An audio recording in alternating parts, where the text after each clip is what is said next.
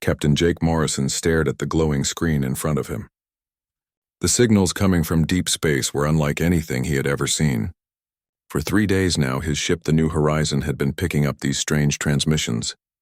They came in patterns that seemed too organized to be natural. "Captain, you need to see this," called Dr. Lisa Harper from across the bridge. She was the ship's expert on alien languages, though until now she had never had any real aliens to study.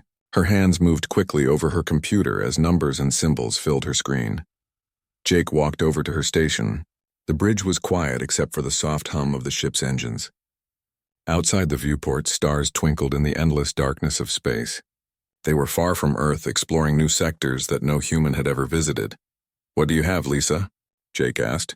Lisa pointed at her screen. "These signals are definitely artificial. Someone is trying to talk to us. The mathematical patterns are too complex to be random noise from space." Jake felt his heart beat faster. Humanity had been searching for alien life for centuries. They had found empty planets and dead ruins, but never actual living aliens who could talk back. "Can you understand what they're saying?" "I'm working on it. The message keeps repeating, so I think they want us to learn their language. Look at this part here." Lisa highlighted a section of the transmission. These symbols seem to represent numbers, 1, 2, 3, and so on. For the next 6 hours, Lisa worked without stopping. Jake ordered the crew to maintain their position while she tried to decode the alien message. Finally, she looked up with tired but excited eyes. "I think I got it, Captain. They're asking us who we are and where we come from." Jake nodded. "Can you send a reply?" "I think so. I'll use the same mathematical base they used and try to tell them we're from Earth." Lisa sent the message and they waited. 3 hours later, a new transmission arrived. This one was much longer and more complex. Lisa worked through the night to translate it. The next morning, she called Jake back to the bridge. Her face looked worried. "What did they say?" Jake asked. "They call themselves the Zephyrian Collective. They say they represent 12 different alien species that control this part of the galaxy. They've been watching us for a while." "Watching us? How long?" "That's the strange part. They talk about us like we're children. They keep using words that mean young and new when they refer to humans. They say Earth is what they call a nursery world." Jake frowned. "A nursery world?" "A planet where new species grow up. They seem to think we just recently developed space travel. They're surprised we made it this far from Earth." The transmission continued with an invitation. The aliens wanted to meet face-to-face at a space station in a nearby star system.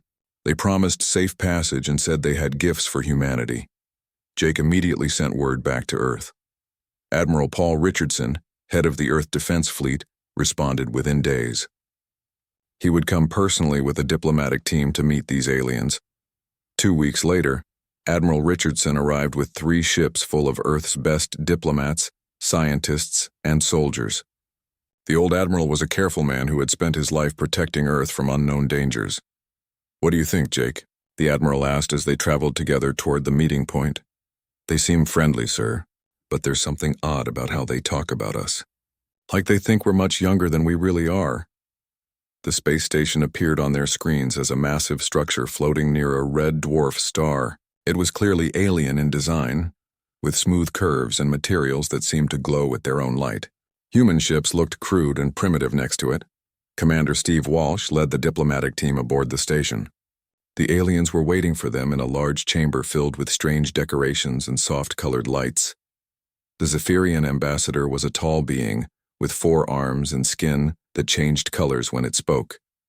Its voice came through translation devices that turned alien sounds into perfect English.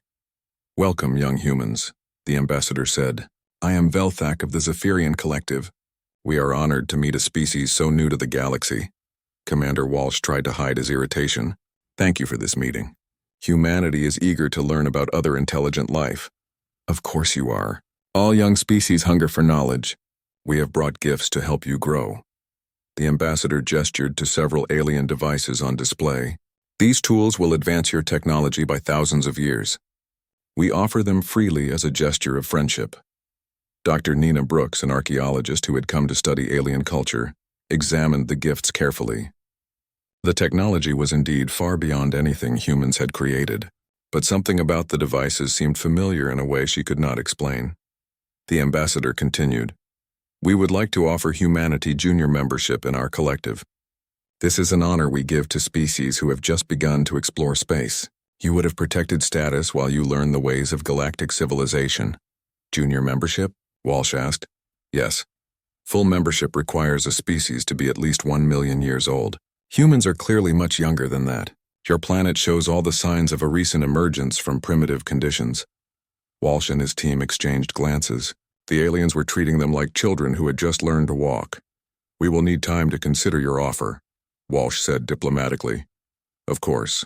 Take all the time you need. Young species must not be rushed into important decisions. As the humans toured the station, Dr. Brooks continued to study the alien artifacts. She ran her hands over the smooth surfaces and felt a strange sensation, like a distant memory trying to surface. The quantum signatures of the alien technology registered on her instruments. The readings made her pause.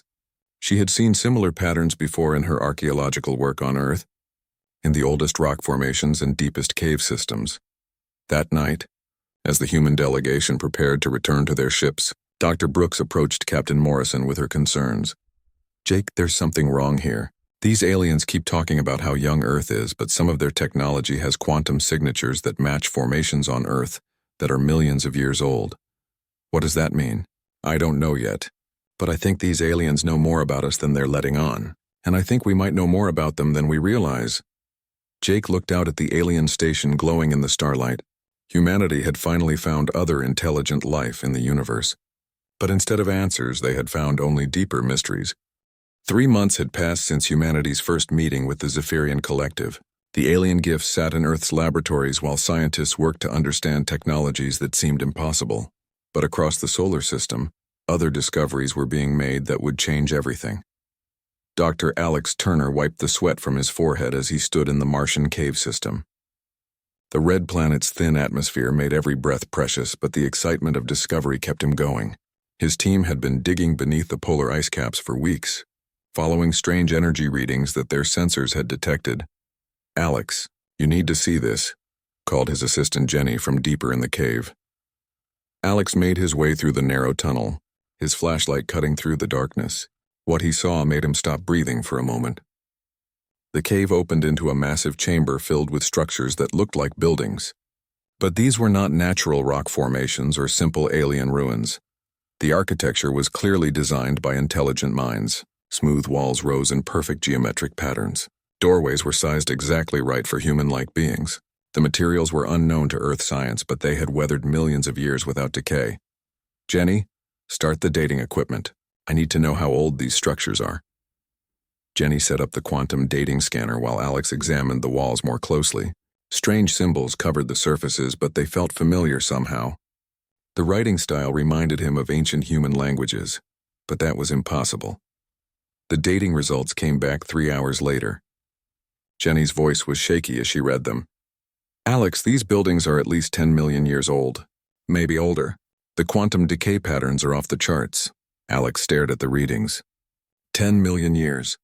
That predates any known civilization in the galaxy by millions of years. Back on Earth, Professor Karen White was making her own impossible discovery. Her deep-sea exploration vessel descended through the crushing darkness of the Pacific Ocean's deepest trench. Her mission was supposed to be routine, mapping unexplored areas of the ocean floor. Instead, she found a city. The underwater metropolis stretched for miles across the seafloor. Massive buildings rose from the mud, their surfaces covered in the same type of symbols Alex had found on Mars. But these structures were even more advanced than the Martian ruins. Karen, the sonar is picking up technology inside these buildings, said her teammate Bob from the control room. Whatever civilization built this had power sources we can barely understand. Karen guided their submersible through the empty streets of the ancient city. Fish swam through doorways that had been designed for air-breathing creatures. Gardens that had once been beautiful were now home to deep-sea creatures that had never seen sunlight. Start collecting genetic samples from anything organic you can find, Karen ordered. If we can find DNA traces, we might learn who built this place. The genetic analysis took 2 days. When the results came back, Karen had to check them 3 times to make sure the equipment was working correctly. Bob, according to these readings, the genetic material we found is human, not human-like. Actually human. That's impossible. Humans didn't exist 10 million years ago. I know. But the DNA matches are perfect. Whoever built this underwater city was genetically identical to modern humans. Meanwhile, in the deep space between star systems, Commander Danny Foster was leading humanity's first long-range exploration mission since contact with the aliens. His ship, the Deep Explorer, was investigating mysterious objects that Earth's telescopes had spotted floating in the void. What they found defied all logic. Massive ships drifted silently through space, each one the size of a small city. Their hulls were made of materials that seemed to absorb light, making them nearly invisible against the stars. But when Danny's team got close enough to examine them, they discovered something incredible. The ships were human in design, not similar to human ships, but actually built according to human engineering principles. The proportions, the layout, even the placement of what looked like viewing windows all suggested they were made by and for human beings. "Commander, these ships are huge," reported his pilot Rick. "Our entire fleet could fit inside just one of them." Danny studied the scanner readings. "How old are they?" "The quantum dating says they've been floating here for at least 5 million years. But look at this, sir. The metal composition includes elements we've never seen before, but the crystalline structure matches human preferences for symmetry and balance. One of the derelict ships still had power. Danny's team managed to dock with it and explore the interior. The corridors were sized for human beings. The control panels, though covered with strange symbols, were designed for human hands and human-height operators. Dr. Chris Martinez, the team's technology expert, made the most disturbing discovery of all. When he connected his equipment to the ship's computer system, something impossible happened. The alien technology responded to his thoughts. "Commander, this ship's computer is interfacing directly with my brain. It's reading my neural patterns and adjusting its systems accordingly. How is that possible? I don't know. But it's like this technology was designed specifically for human consciousness. When I think about moving the ship, the engines respond. When I wonder about the navigation system, star charts appear on the screens." Back on Earth, scientists from all 3 discovery sites compared their findings. The evidence was overwhelming and impossible to ignore. Somehow, humans had built advanced civilizations millions of years before modern humanity had even evolved. Dr. Nina Brooks, the archaeologist from the first alien contact, studied all the reports carefully. She had been having strange dreams since touching the alien artifacts. In her dreams, she saw vast human cities among the stars, technologies that could reshape worlds, and a great sadness that seemed to cover everything. "There's a pattern here," she told the assembled scientists. "The Martian ruins, the underwater city, the spaceships. They're all human, but they're also all abandoned. Something made our ancestors leave these places behind." Admiral Richardson, who had been quietly listening to all the reports, finally spoke up. "The aliens keep telling us that Earth is a young nursery world. They treat us like children who just learned to walk. But if humans built all these ancient structures, then we're not the young species in this relationship." Dr. Brooks nodded. "The question is, why don't we remember any of this? And why are the aliens pretending they don't know about it?" The room fell silent as everyone considered the implications. Humanity had found proof of their own ancient greatness, but they had no memory of how they had achieved it, or why they had given it up. Outside, the stars looked the same as they always had. But now humans knew that their ancestors had walked among those stars long before any of the current alien civilizations had even existed. Something had happened to humanity's past. Something so significant that an entire galactic empire had been forgotten, and the aliens who now claimed to be the elders of the galaxy seemed determined to keep that secret buried. Dr. Aaron Clark woke up screaming for the 3rd night in a row. The dreams were getting stronger and more vivid each time he slept. In them, he saw massive cities floating in space, humans with abilities that seemed like magic, and wars that destroyed entire solar systems. Aaron was a brain scientist who had volunteered to study the ancient artifacts found in the ruins. He had spent weeks examining the strange devices with instruments that measured brain activity, but something unexpected had happened when he touched one of the crystalline objects from the Mars ruins. The artifact had reacted to his touch, glowing with a soft blue light. Since then, Aaron's dreams had been filled with images that felt more like memories than imagination. "Aaron, you look terrible," said his research partner Dr. Beth Rogers when he arrived at the lab that morning. Beth was a language expert who had been studying the symbols found in all the ancient ruins. "The dreams are getting worse," Aaron admitted. Last night I dreamed about humans who could move planets with their minds. I saw fleets of ships that could travel between galaxies in seconds. And there was something else, something dark that was hunting them. Beth looked concerned. Maybe you should stop working with the artifacts.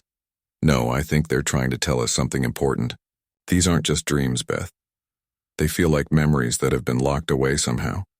Beth had been making her own discoveries about the ancient symbols. She had spent months comparing them to every known human language, both modern and ancient. What she found was impossible but undeniable. Aaron, look at this. I've been analyzing the root structure of alien languages from the 12 species in the Zephyrian Collective. Every single one of them contains human linguistic elements.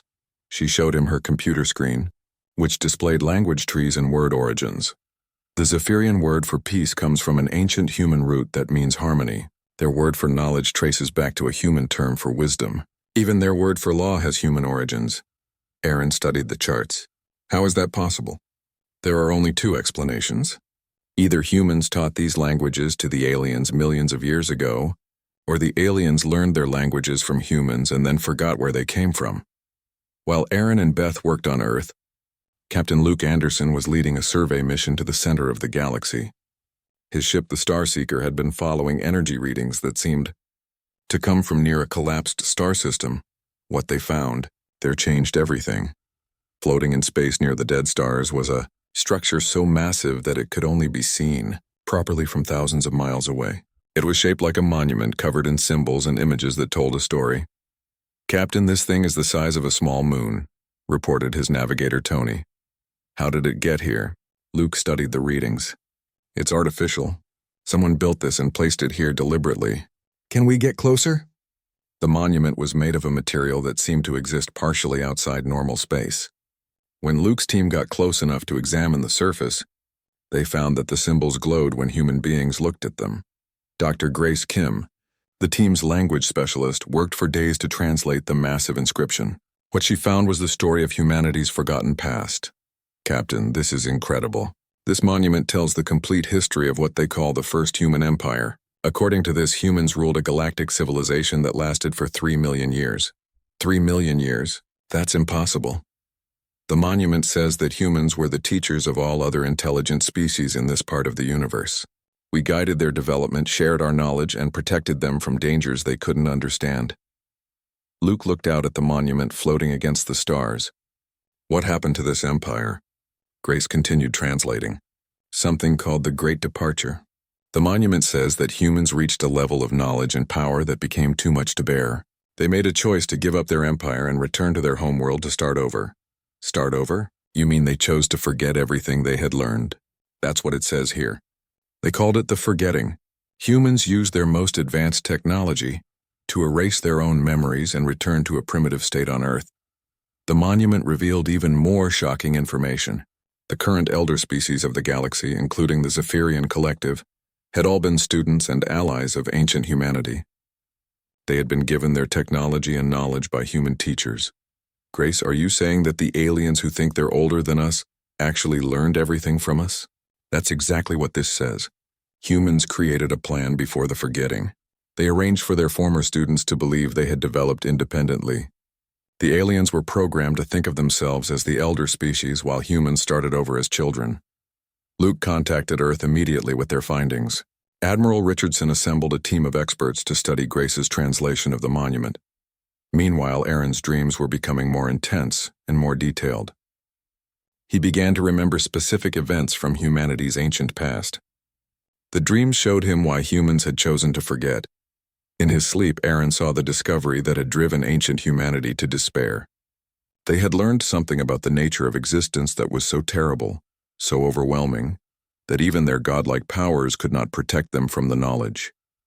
The universe was not what it appeared to be. Reality itself was under attack by something from outside normal space and time. Ancient humanity had realized that they were the only species capable of fighting this cosmic threat. But the knowledge of what they faced had driven many of them insane. So they had made the ultimate sacrifice. They had chosen to forget their power, their knowledge, and their responsibility. They had returned to Earth to live as simple beings, hoping that when the time came to face the cosmic enemy again, they would be strong enough because they had learned to value simple things like love, hope, and courage. Beth, I think I know why we forgot, Aaron said after another night of vivid dreams. We weren't running from responsibility. We were preparing for it. Beth looked up from her language research. What do you mean? In my dreams, I see why ancient humans gave up their power. They learned that the universe was in danger from something that could only be defeated by beings who still believed in hope. So they chose to become children again, to rediscover wonder and innocence. On the far side of the galaxy, the Zephyrian Collective held emergency meetings about humanity's discoveries. Ambassador Velthok and his council had hoped this day would never come. The sleeping gods are beginning to remember, Velthok said to his fellow leaders. For 50,000 years we have waited and hoped they would remain asleep. But the signs are clear. Humanity is starting to awaken to their true nature. Another council member spoke up. Should we tell them the truth? Should we reveal that we have been waiting for their return? Not yet. Let them discover it themselves. When they fully remember who they were, they will also remember why they chose to forget, and then they will understand what is coming. Back on Earth, Aaron woke from his deepest dream yet. This time he had seen the enemy that ancient humanity had feared. It was called the Silence, and it devoured entire realities, leaving nothing but empty void where universes had once existed. And according to his dreams, the Silence was getting closer to their galaxy with each passing day. Humanity's time as innocent children was almost over. Soon they would have to remember what they really were, and face the responsibility they had tried so hard to escape. Captain Roy Williams had never believed in destiny until he stood before the massive gates of Akasha.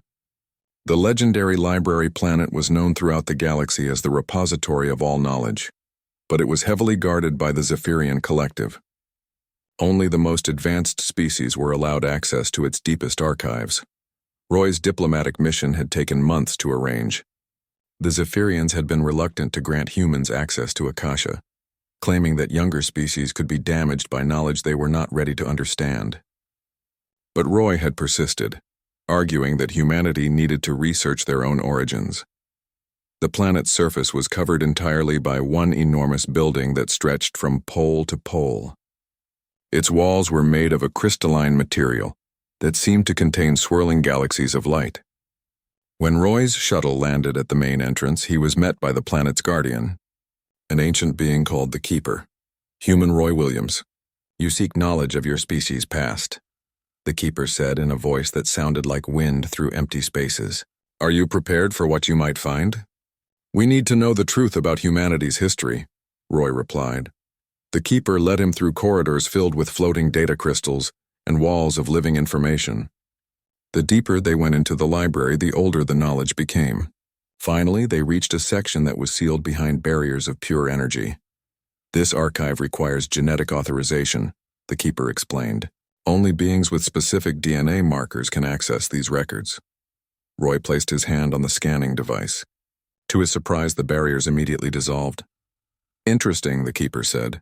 Your genetic pattern matches the archive's requirements perfectly. This section has been waiting for your species to return. Inside the restricted archive, Roy found humanity's complete history recorded in crystals that projected three-dimensional images into the air. What he saw made him understand why the Zephyrians had tried to keep humans away from this knowledge. Dr. Julie Thompson, Roy's research partner, worked beside him to document everything they discovered. The records showed ancient humanity at the height of their power, beings who could reshape reality with their thoughts and travel between dimensions as easily as walking through doorways. Roy, look at this section, Julie said, pointing to a crystal that glowed with golden light. It's about something called the choice. The crystal showed ancient humans gathered in massive councils across the galaxy. They had reached a level of technological and spiritual development that made them nearly godlike. But their ultimate knowledge had brought them face to face with a truth too terrible to bear. They learned something about the nature of existence itself, Julie read from the flowing text. The discovery drove many of them to madness. Others simply lost all hope and stopped living. Roy watched the images of ancient humans who had become so powerful that they could create new universes or destroy old ones with a single thought. But their faces showed only sadness and a deep, cosmic loneliness that came from knowing too much. What did they discover that was so terrible? Roy asked. The next crystal provided the answer. Ancient humanity had learned that their universe was not the first to exist, and it would not be the last. They discovered that reality itself was under constant attack by entities from outside space and time, beings that consumed entire universes and left nothing but void in their wake. The most horrifying discovery was that these cosmic destroyers were not evil in any way that humans could understand. They were simply following their nature, like water flowing downhill or fire consuming fuel. The universe was their food, and they were eternally hungry. The records call the enemy the silence, Julie said with a shiver, because wherever they go, they leave absolute nothingness behind. No matter, no energy, no space, no time, just empty void. Ancient humanity realized that they were the only species in their universe with the potential to fight the silence. Their unique combination of creativity, stubbornness, and refusal to accept defeat made them the cosmic equivalent of an immune system. But the knowledge of what they faced was destroying them from within. Many ancient humans chose to end their existence rather than live with such terrible responsibility. Others retreated into madness or became cold and emotionless in their despair. That was when they made the choice. Dr. Julie found the records of the great debate that lasted for thousands of years. Ancient humanity argued about whether they should face their cosmic responsibility or find another way. Some wanted to fight the silence immediately. Others wanted to hide or run to different universes, but the wisest among them proposed a third option. They chose to forget, Roy said, as he read the ancient decision. They used their ultimate technology to erase their own memories and return to a primitive state. The plan was brilliant in its simplicity. Ancient humanity would give up their godlike powers and return to Earth to start over as simple beings. They would rediscover wonder, hope, love, and all the things that made existence meaningful. When the time came to face the silence again, they would be stronger because they had learned to value life itself. Before implementing the forgetting, ancient humanity made careful preparations. They seeded the galaxy with their former students and allies, disguising the true relationship between teacher and student. The younger species were programmed to believe they had evolved independently, protecting them from the cosmic horror that had driven humanity to despair. They turned their children into their parents, Julie realized. The aliens think they're the elder species because ancient humans wanted them to feel safe and confident. The records showed how thoroughly ancient humanity had planned their own regression. They built safeguards into human DNA that would eventually allow their descendants to remember when the time was right. They hid clues and artifacts throughout the galaxy that would guide future humans back to the truth. Most importantly, they arranged for the galaxy's younger species to unknowingly serve as guardians and teachers for recovering humanity. The Zephyrian Collective and other alien civilizations had been protecting and guiding humans for millions of years without realizing. They were caring for their own sleeping creators. Captain Roy completed his research and prepared to return to Earth with the full truth about humanity's past. But before he left Akasha, the Keeper approached him with one final revelation. Human Roy Williams, now that you know the truth, you should also know that your people's time of innocence is ending. The silence has been moving through distant galaxies, consuming everything in its path. Our calculations show it will reach this galaxy within the next few hundred years. Roy felt a chill run down his spine. Are you saying humanity needs to remember everything and become what we used to be? That choice belongs to your species alone. But you should know that all the galaxy's civilizations have been waiting for this day. We are your children, and we have been preparing for your return. When you are ready to remember, we will be ready to follow. Roy returned to Earth carrying the complete history of humanity's cosmic heritage. The truth was overwhelming and terrifying, but it also explained everything. Humans were not a young species learning about the galaxy. They were the galaxy's sleeping parents, and their children had been waiting patiently for them to wake up.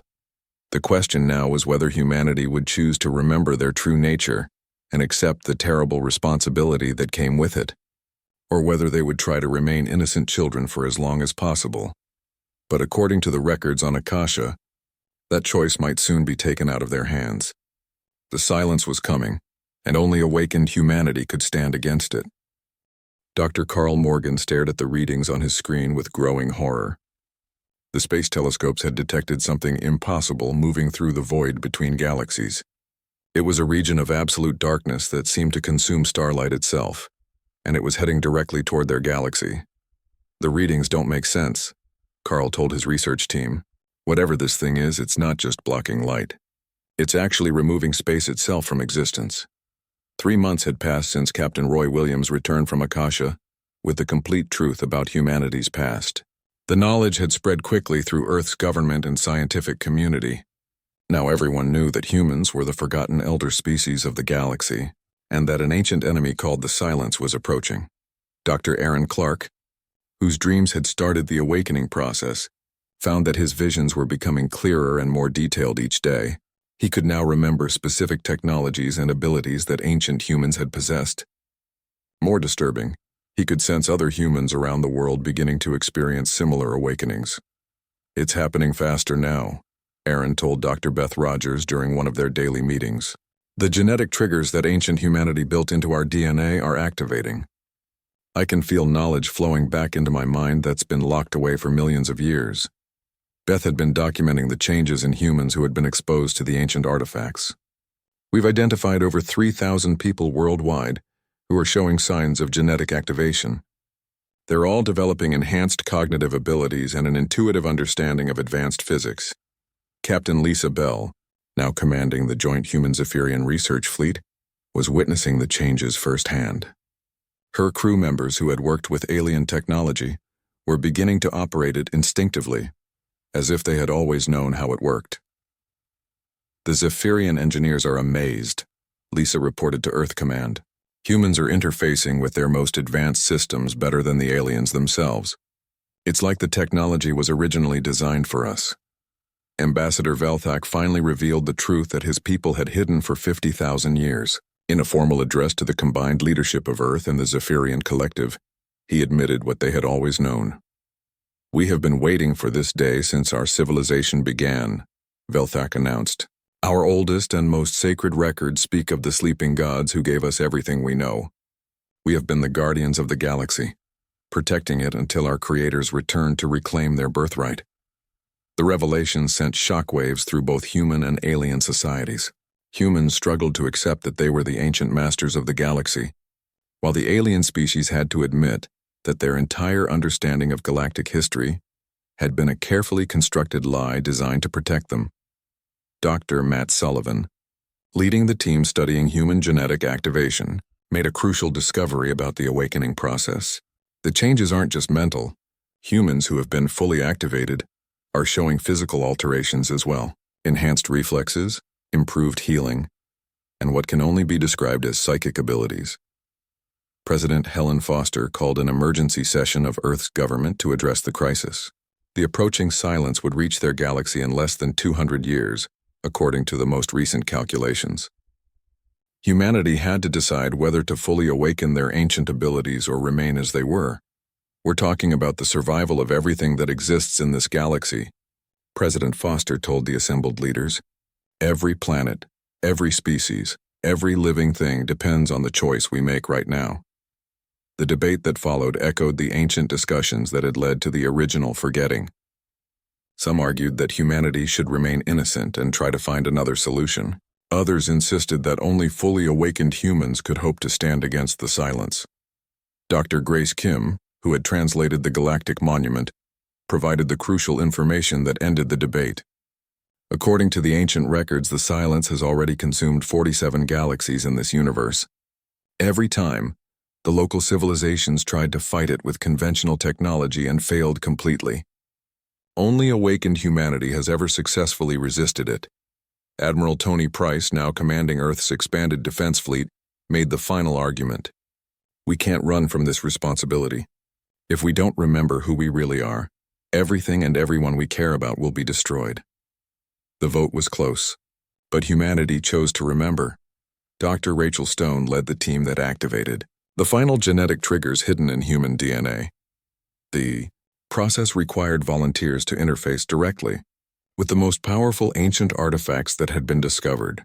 The risks were enormous, but the need was greater. Aaron Clark was among the first to undergo full activation. As the ancient technologies connected with his consciousness, millions of years of suppressed knowledge flooded back into his mind. He remembered civilizations that spanned entire galaxies, technologies that could create new forms of matter, and the terrible loneliness that had driven ancient humanity to forget. But he also remembered why they had made that choice. The innocence and wonder that humans had rediscovered during their time as a young species had given them something their ancient ancestors had lost. They now valued simple things like friendship, hope, and the beauty of existence itself. "We're not the same as we were before," Aaron told the Awakening Committee after his transformation. "We have our power back, but we also have our humanity." The forgetting wasn't a failure. It was the best thing we ever did. As more humans underwent activation, ancient technologies throughout the galaxy began responding to their presence. Derelict ships that had floated dead in space for millions of years suddenly came to life. Dormant weapon systems on forgotten worlds activated automatically. The galaxy itself was remembering along with its creators. The Zephyrian Collective and other alien civilizations watched in awe as their former teachers reclaimed their heritage. The aliens who had spent 50,000 years thinking they were the adults caring for human children now saw their parents returning to take responsibility for the family. Captain Luke Anderson, now commanding one of the reactivated ancient ships, felt the full weight of what humanity had chosen to accept. The vessel he piloted could destroy solar systems or create new ones with equal ease. The responsibility was overwhelming, but it was also strangely comforting. "We're home," he said as his ship's consciousness merged with his own. "We're finally home." The process of awakening took 3 years to complete. When it was finished, humanity had reclaimed their position as the galaxy's guardians, but they were different from their ancient predecessors. The experience of being innocent and young had taught them to value life in ways their godlike ancestors had forgotten. As the last humans underwent activation, the ancient monument at the galactic core began broadcasting a new message. Dr. Grace Kim translated it for the assembled civilizations of the galaxy. "We who were the first shall be the last to stand. In our forgetting, we found the strength to remember. In our return, we shall find the power to endure." The silence was still approaching, but now the galaxy was ready. Humanity had awakened from their long sleep, and they brought with them not just ancient power, but also the wisdom they had gained through innocence. The real war for existence was about to begin, and for the first time in millions of years, the defenders had hope.